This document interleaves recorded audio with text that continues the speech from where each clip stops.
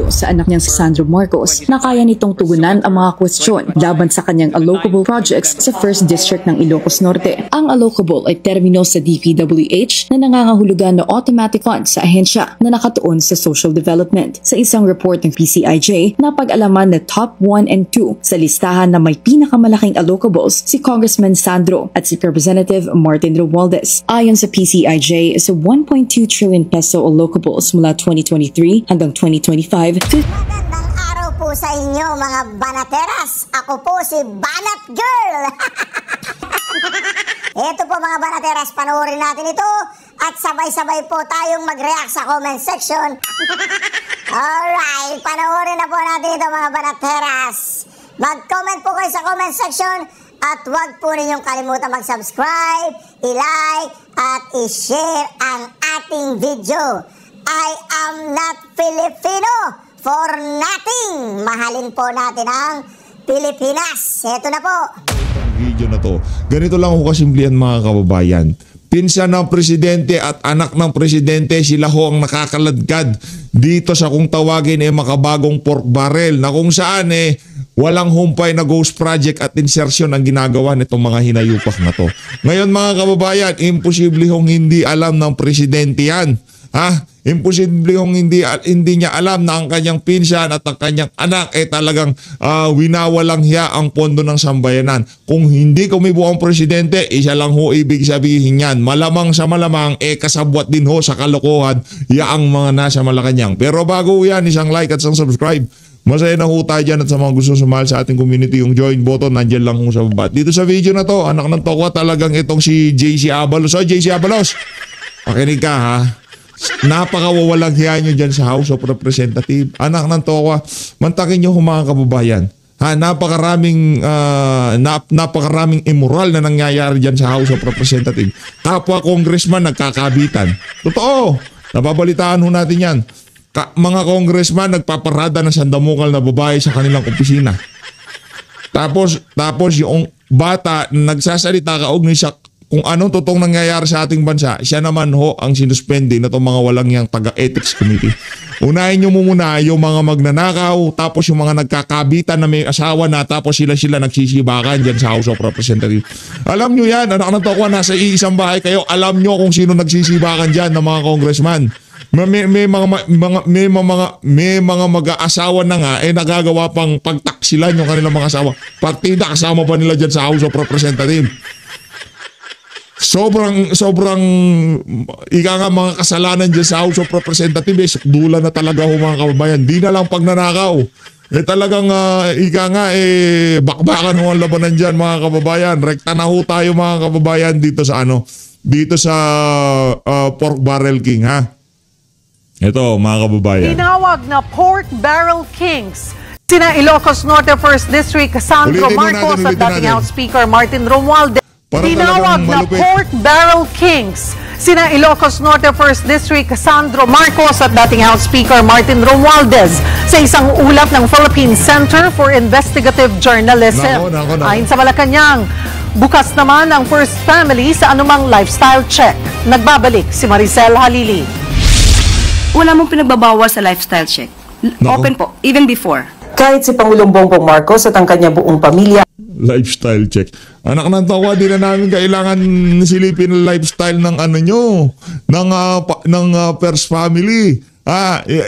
Lumabas na mismo dyan sa mga hearing sa Senado. Lumabas na mismo doon sa mga testimonya ni Zaldico. Anak ng tokwa, bibili ng bahay sa Forbes Park para pagdeliveran lang ng pera, palakpakan.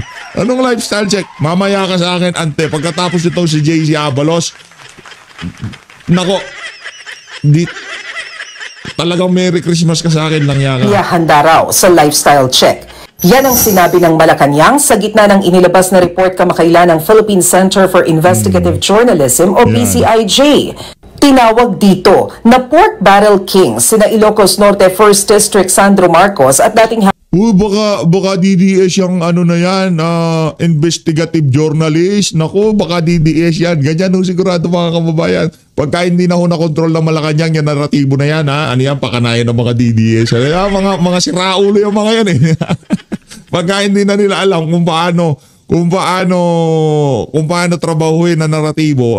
Nako, sigurado mabilis pa sa alas 4. Ang pinakamabilis na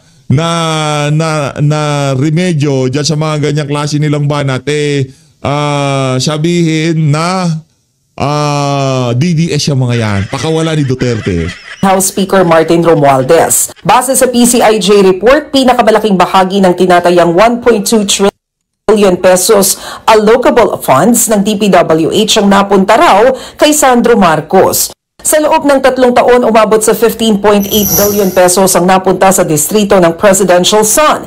Halos doble yan ang allocable funds na nakuha ng Rizal 1st District. Kung ibabase sa populasyon, halos times 4 na mas malaki ang distrito ng Rizal.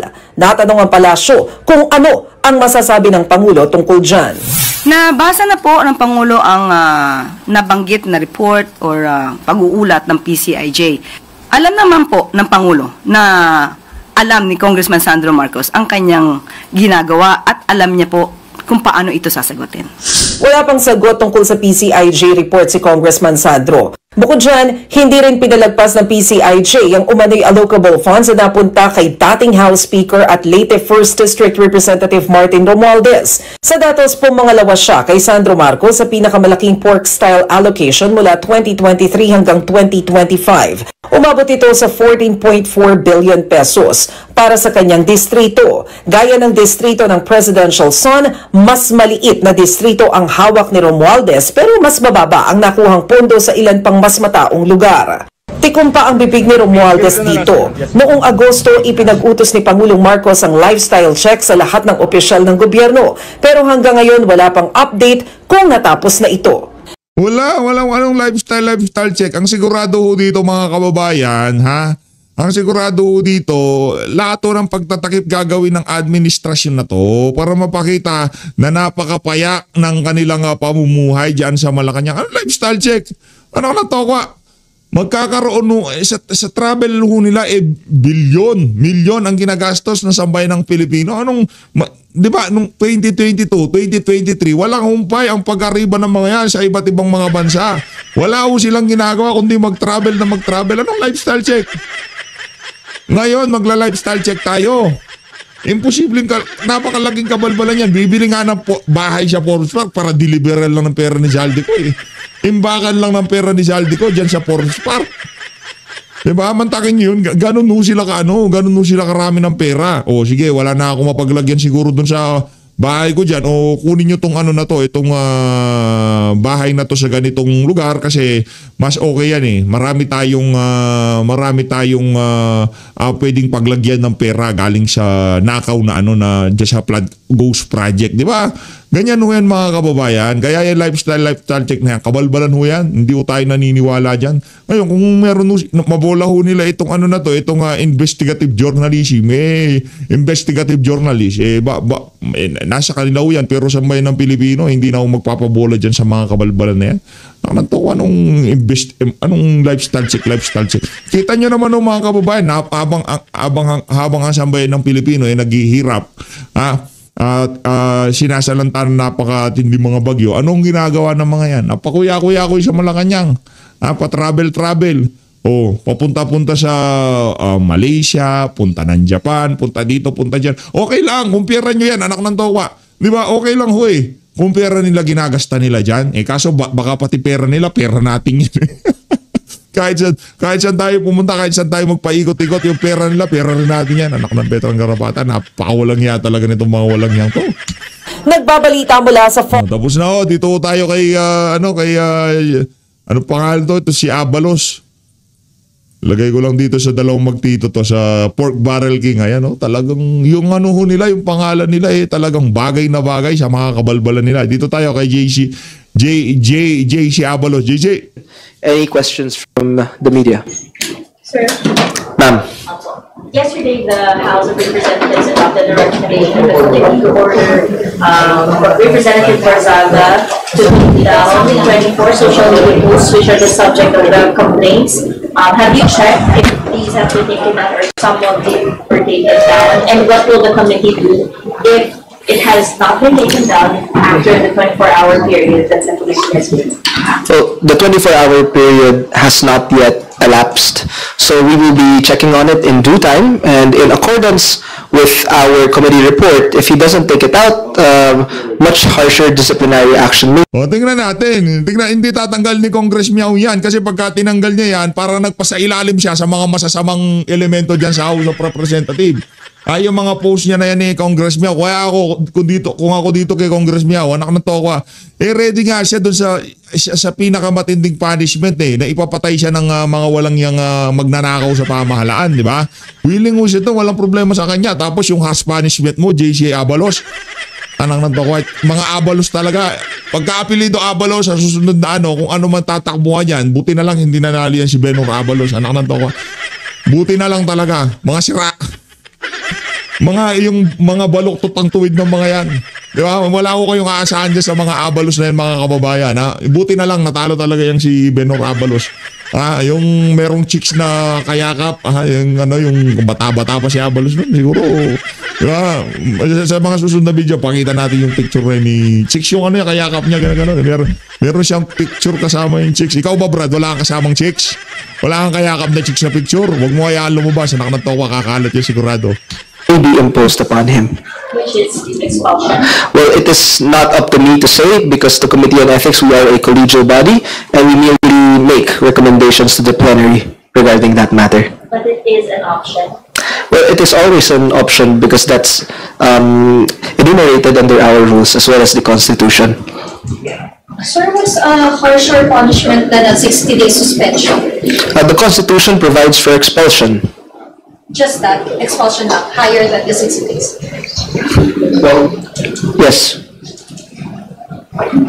Kung yung sinasabi ni Kong Kiko kasi na yung expulsion o yung suspension niya was because he mentioned the name of the president. Dahil na sinasabi niya parang he's being silenced because of the president.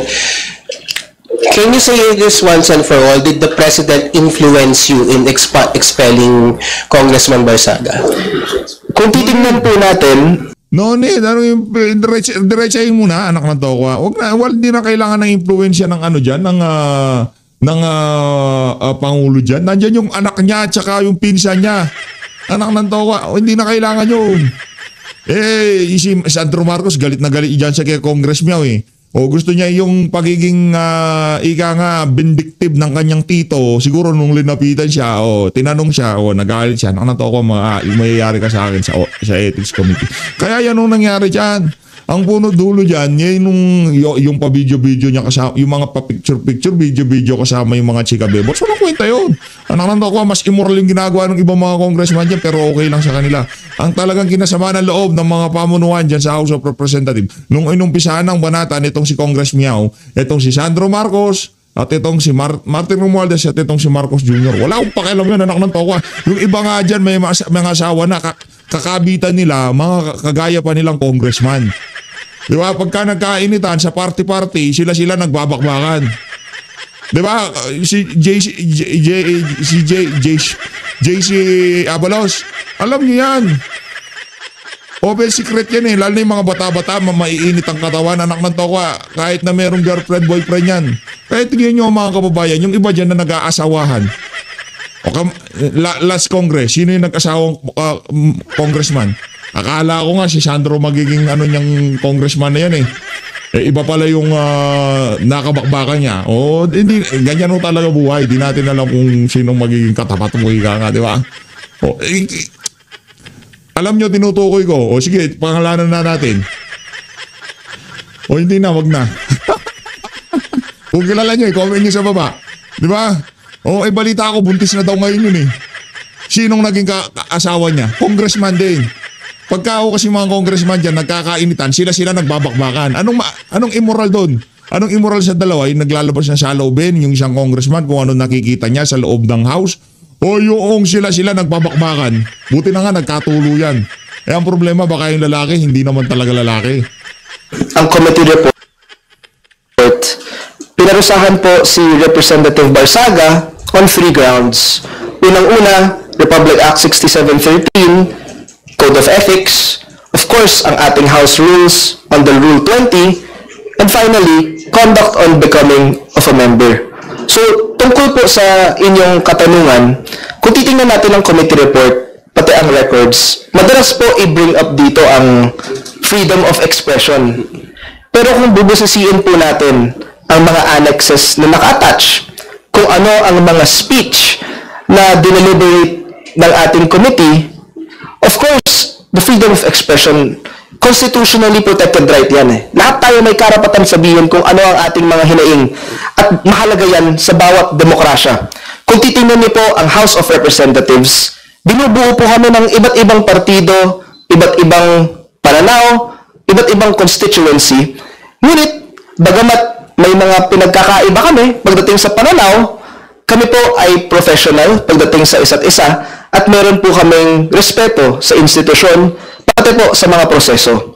Ang House of Representatives, wala po sa amin kung meron kang oposisyon or kung hindi ka sumasang-ayon sa pamahalaan. Hindi po yan problema dahil karapatan po natin yan. Wow. What we are disciplining is conduct on becoming of a member.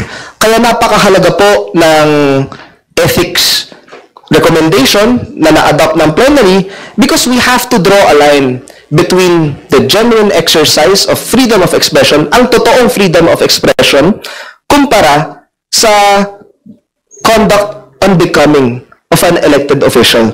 So to answer your question, dahil ba iba ang pananaw niya pagdating sa pamahalaan, yun ba ang dahilan? Hindi po.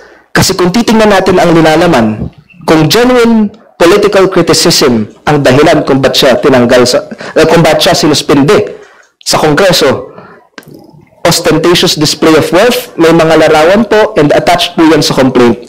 Ang Instatious, ano sabi niya? Kalimutan ko yung sinabi niya. Ano sabi mo, Brad? Ito kasi ang ngili gumamit ng mga mahirap na salita. Ostentatious display of wealth. Ostentatious display of wealth daw, mga kababayan. Display of wealth, anak ng toka. Meron pa bang mas titindi doon sa mga congressman na meron silang Prada, meron silang Louis Vuitton, meron silang Patek Philippe, meron silang Rolex. Ba't hindi ko nakitang nagka-ethics complaint yung mga walang yung congressman na yan? Yung merong Rolls Royce, yung merong basta mga mamahalis sakyan, merong Ferrari, merong Lamborghini. Bakit walang walang mga ethics complaint? Yung mga congressman ng mga nakalipas sa taon, kagaya nitong si Stella Kimbo, merong Rolex, yung merong mga mamahaling mga diamante sa katawan. Hindi ba ostentatious showing of wealth yun? Lang niya ka, abalo, sa linoloko mo ko. May mga larawan po and attached po yan sa complaint. Ang ostentatious display of wealth or ang pagpapakita ng karangyaan, wala naman yung kinalaman sa politika or political opinion.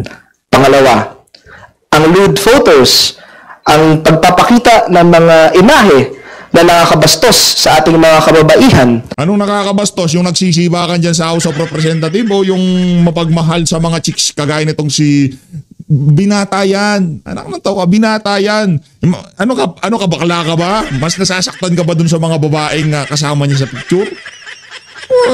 Kakala mo talaga yung moralidad nila hanggang buwan no? Nakakapanakit sa mga kababaihan. Yung iba nga dyan, nagpapaparada ng mga babae sa kanilang mga opisina eh.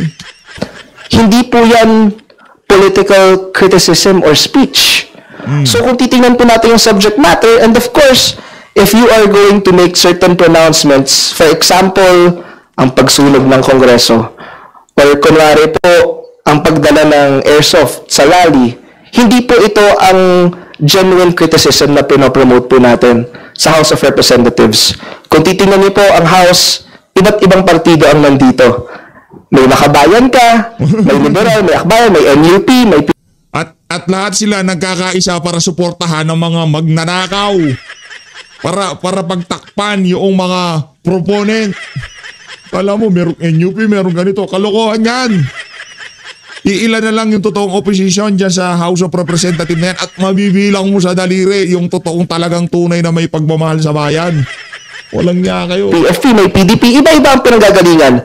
But for the longest time, we have been respectful with one another and we value each other's opinions.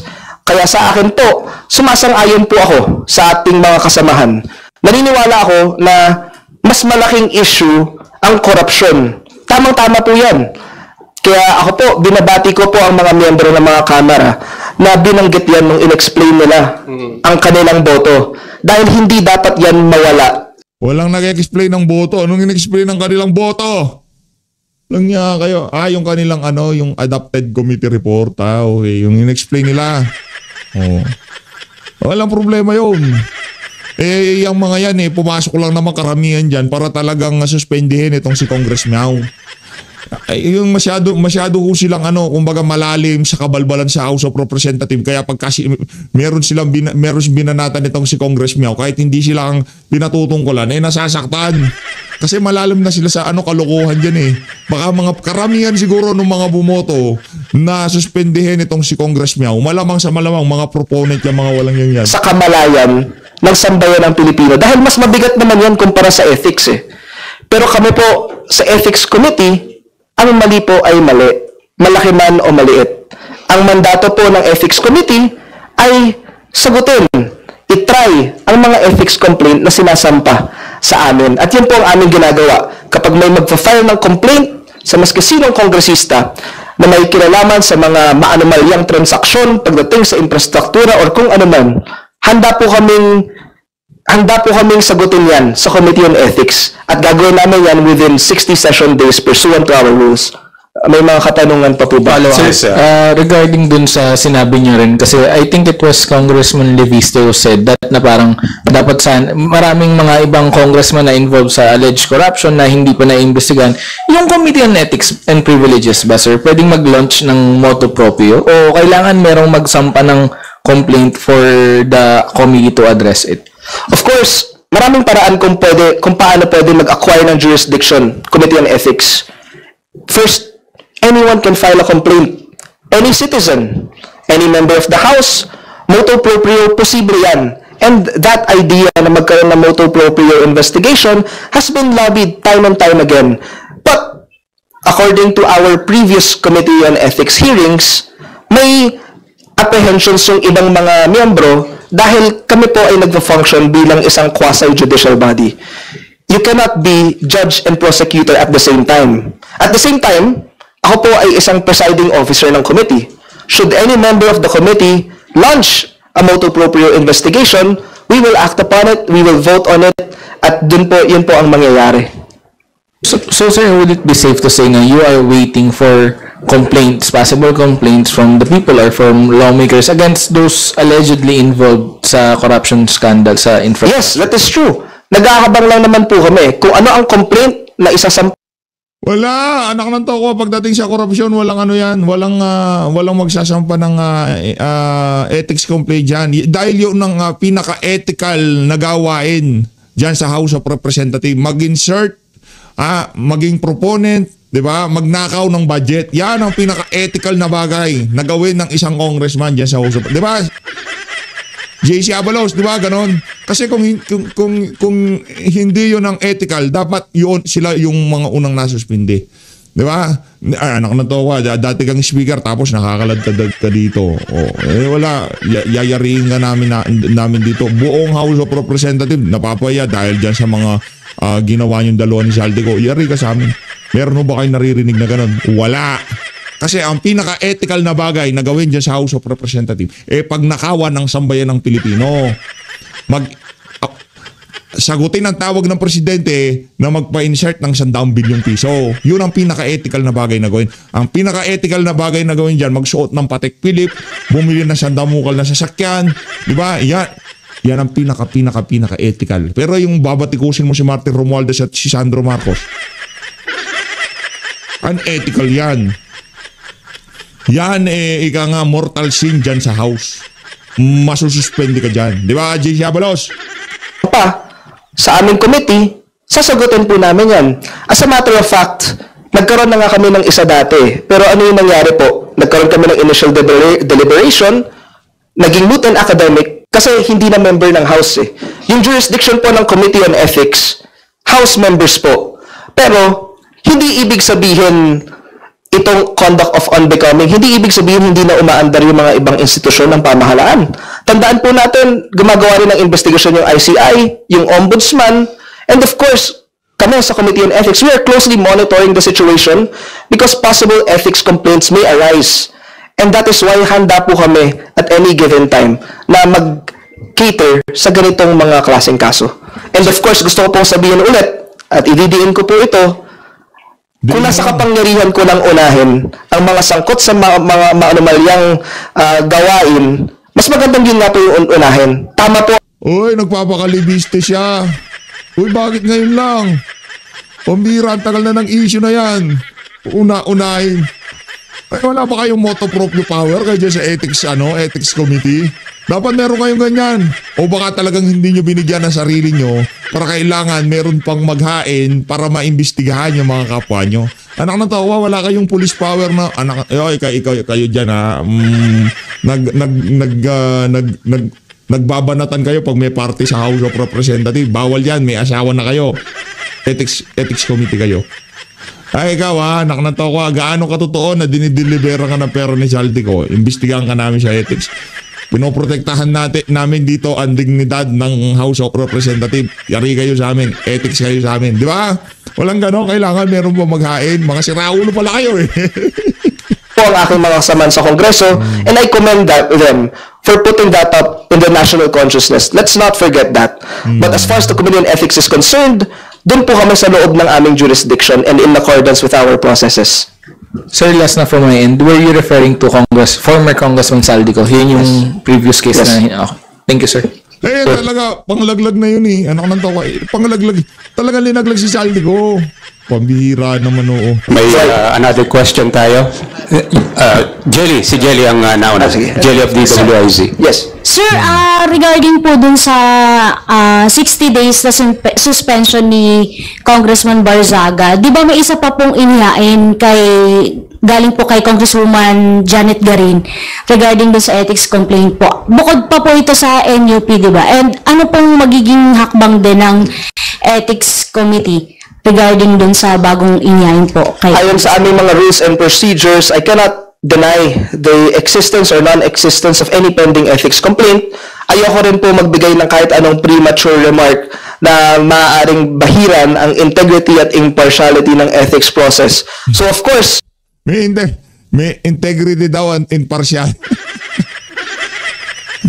Oy, Jesse Abalos, alam mo ba mga sinasabi mo, Brad? Anong integrity nga? Saan yung integrity sa banda? Turo mo sa amin. Kailangan namin yan. Asan yung integrity ng ethics committee gayong napakaraming magnanakaw, napakaraming proponent. Nandiyan di ba, nandiyan yung mga aso ni Martin Romualdez, si Don Gonzales. O, conflict of interest.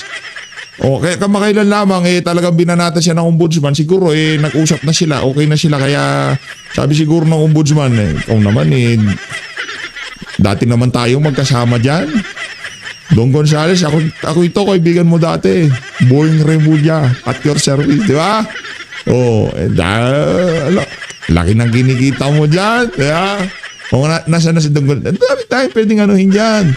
Di ba, conflict of interest? Teka. Ano na nga ba nangyari kay Don Gonzales? Akala ko bang iimbestigahan siya ng ombudsman? Nako, parang nanonostra ko sino itong mga... Kasi pagka mayroong binanggit yan si Boeing Remulla, meron siyang binanggit na pangalan. Kailangan nyo akong kausapin. Yan si Don Gonzales. Notorious yan. Pagdating sa ika nga, di ba? Kalokohan dyan sa distrito niya. Kahit magpunta kayo dyan, pagtanong nyo siya, napaka-notorious yan. Ano bang sabi nitong si ombudsman sa kanya? Conflict of interest. Contractor daw siya di umano. O ngayon, baka lumabas yung issue na yon, nag-usap na sila. O ngayon, okay na. Bati na sila. Paano sila naging bati? Tanungin nyo si Boeing Remulla. Yung mga yon, hindi nyo iimbestigahan. Yung mga congressman na iniimbestigahan ngayon sa ombudsman, wala ba kayong wala sa inyo dyan sa ethics committee? Yarin lamang pinagyayabang nyo yung dignidad ng House of Representatives. Walang maghahain sa inyo. Kayo na mismo dyan. Gumalaw kayo. Wala! Kasi ang moral na bagay na gawin dyan sa House of Representatives, magnakaw. Yan! para sa ethics committee, pagka ikaw ay nagnanakaw, approve ka sa kanila. Di ba? Pero pagka ikaw babatikos, anak ko, suspended ka dyan. Hindi ko po papangunahan ng aking mga members dahil dinedeliberate namin ang ganitong mga bagay, hinihimay po namin ang substance ng complaint at ng mga evidence. Mas kapani-paniwala sana kung meron kang kasamang mga young goons.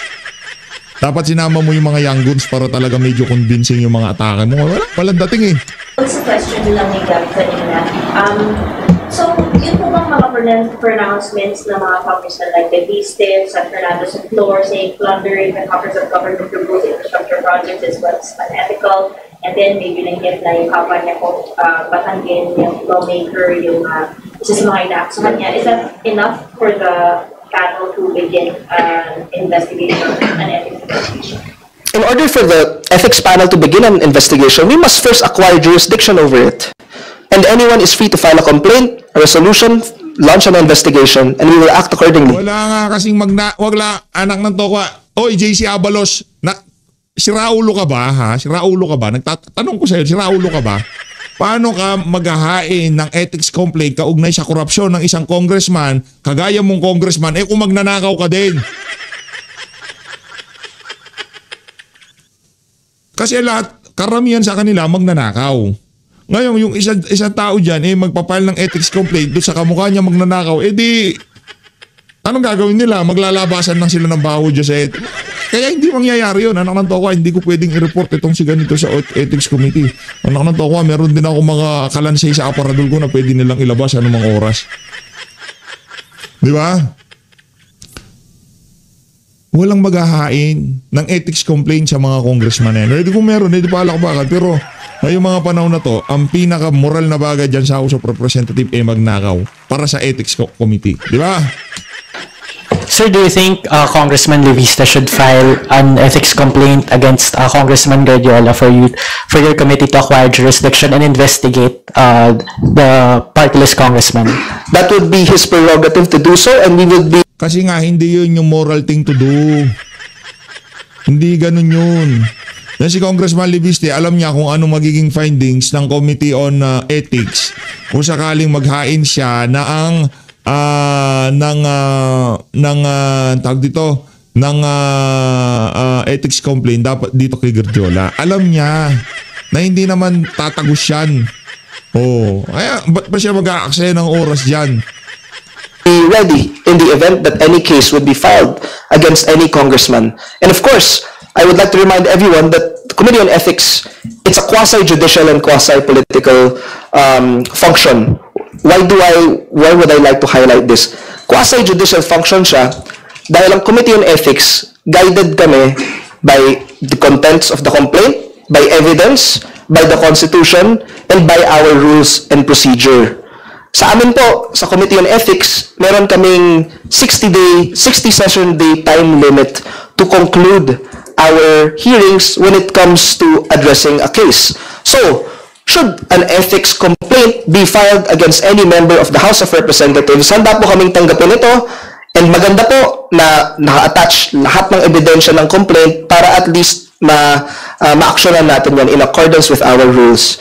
Sir, aside from Congressman Kiko Barzaga, may iba pa po bang kongresista na may kinakaharap na reklamo ngayon sa Ethics Committee? Like I said a while ago, the Committee on Ethics, under our rules, all its proceedings are considered classified in nature. But one thing I could assure everyone, wala po kaming backlog sa Committee on Ethics. Natatalakay po namin lahat ng mga case na na-file sa amin, and tuwing meron pong nagpa-file ng complaint laban sa isang mambabatas, kung sakaling may mga defects, binabalik po namin ito sa complainant para i-correct po nila.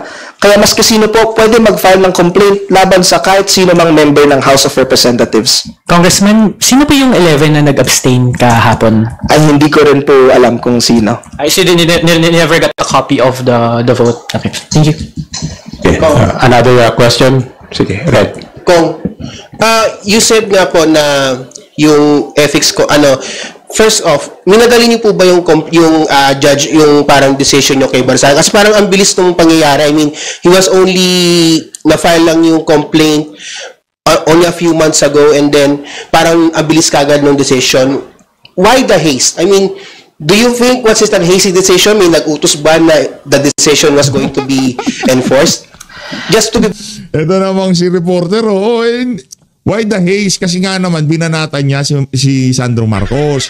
Yang si JC Abalos, hawak yan sa leeg ni Sandro Marcos at ni Martin Romualdez. Kung anong sinabi ni Martin Romualdez at ni Sandro Marcos, yan ang gagawin yung papit lang yung mga Abalos na yun eh.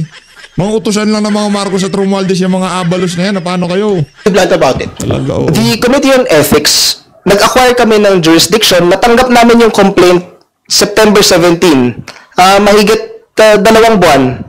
And during this time, nagkaroon po kami ng extensive and exhaustive deliberations.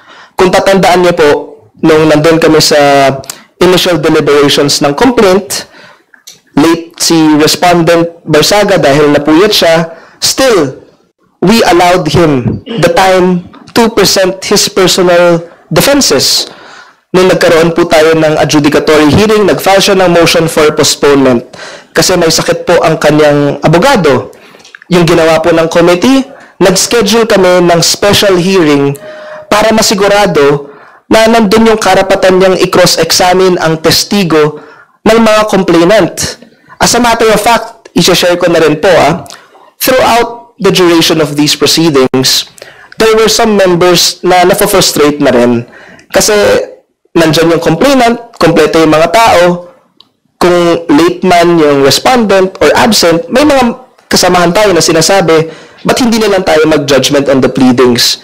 Committee on Ethics members, we made it a point na mag-schedule kami ng extra time para sigurado po na ang respondent sa ethics complaint, masagot niya lahat ng allegation laban sa kanya. Dahil karapatan niya pong i-cross-examine yun at yun rin po ang mag-guide sa committee kung ano ang magiging pagpasya namin sa aming committee resolution. Kaya sa aking palagay po at sa paniniwala ng Ethics Committee, compliant po kami sa Constitution, 2/3 vote. Pangalawa, binigyan po namin ng pagkakataon na magbigay ng defense ang respondent, magpakita personally kahit walang original scheduled hearing, nag-schedule tayo ng special hearing para mapakinggan ang kanyang panig. At sinisigurado, gusto po pong sabihin sa ating mga kabayan at sa mga ating kasamahan na sa bawat mambabatas na haharap sa isang ethics case, yun po ang sisiguraduhin ng Ethics Committee. Kailangan kompleto po ang ating mga records at ginagalang ang karapatan ng bawat isa. Last question on my end, Kong. Kasi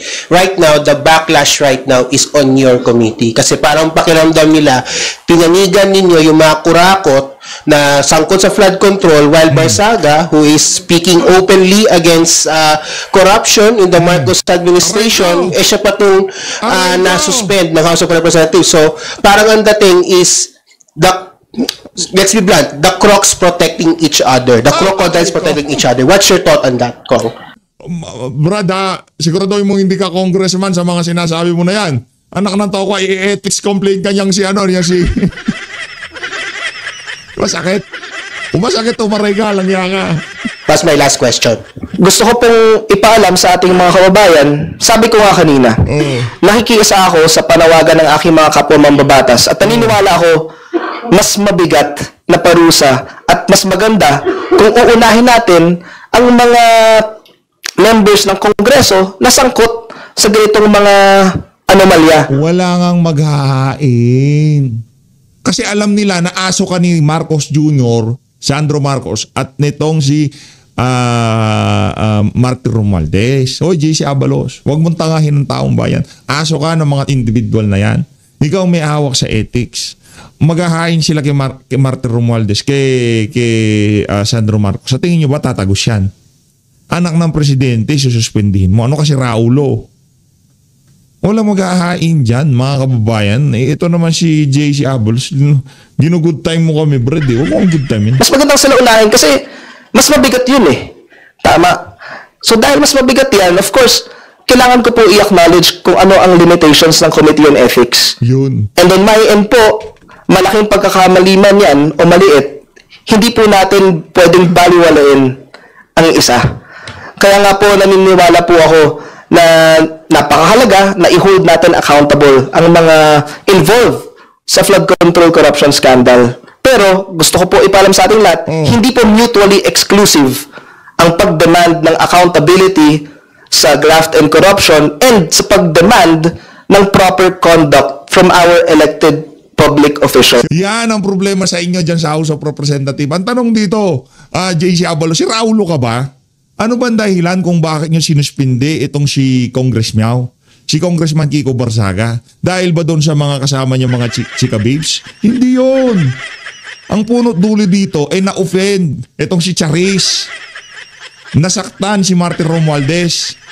Di ba? Yun lang naman talaga ang punot dulo nito. Kaya sa ayaw sa gusto nyo, kahit ayaw nyong isipin ng ating mga kababayan na pinoprotektahan nyo yung mga magnanakaw na crocodile dyan sa House of Representatives, yun at yun ang iisipin nila. Sino bang binatikos nitong si Congress Miao? Yung mga magnanakaw na crocodile. Si Martin Romualdez. Sino bang binatikos niya? Si Marcos Jr. Di ba? Ngayon, imbis na imbestigahan yung mga binatikos niya, ang sinuspinde, parang ala Master Sergeant Orly Gutesa nangyari ko dito mga kababayan. Yes. The Filipino people deserve good governance in all forms. Yeah. We deserve accountability in all aspects of public life, whether big or small. Whether it's your involvement in enormous public infrastructure projects, kailangan managot ka dyan. Kung meron kang improper conduct, pag umuwi ka sa distrito, malaki man umalit, kailangan punahin ka dyan. Kasi taong bayan ang nagpapasahod sa amin. On the part of the Ethics Committee, handa po kaming cater ng ethics complaint laban sa mga ganong kongresista. Kaya mo suspendin si Sandro Marcos? Anong nanto ko, baka iumpog ka sa lamesa ni Sandro Marcos pagka sinabi mo suspendin mo siya. Kaya mo siya suspendin. Ang tanong ko sa'yo, dapat yun ang tanong, kaya niyo hubang suspendin si Sandro Marcos at si Martin Romualdez? Ngayon kung hindi, nagbobolahan lang tayo dito. As always, maraming salamat to sa panood sa PH Update. Mag-ingat po kayong lahat. Mahal natin Pilipinas. Nangya ka, lulukoyin mo pa kami.